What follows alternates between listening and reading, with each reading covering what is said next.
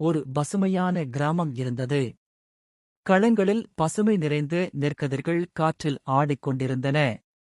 அந்த கிராமத்தில் முருகன் என்ற உழைப்பான விவசாயி வாழ்ந்தான். அவன் ஒவ்வொரு நாளும் விடியற்காலையிலேயே களத்திற்கு சென்று உழுதான். முருகனுக்கு ஒரு நம்பிக்கையான தோழன் இருந்தான், வெள்ளை நிறக்காளை. அது அவனுடன் தினமும் உழுது உதவியது.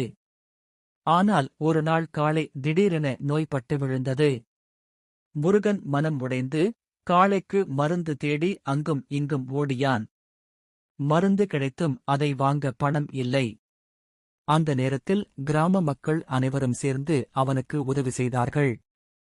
யாரோ ஒருவர் மருந்து கொடுத்தார், யாரோ ஒருவர் பணம் கொடுத்தார். அந்த அன்பை பார்த்து முருகனின் கண்களில் கண்ணீர் வழிந்தது. சில நாட்களில் காளை மீண்டும் நலம் பெற்று களத்தில் உழக்கத் தொடங்கியது. முருகன் மகிழ்ச்சியோடு காளையின் முதுகில் கை வைத்து, காளை என் உழைப்பின் பங்காளி, மக்கள் என் உயிரின் பங்காளிகள் என்று மனமாரப் பேசினான்.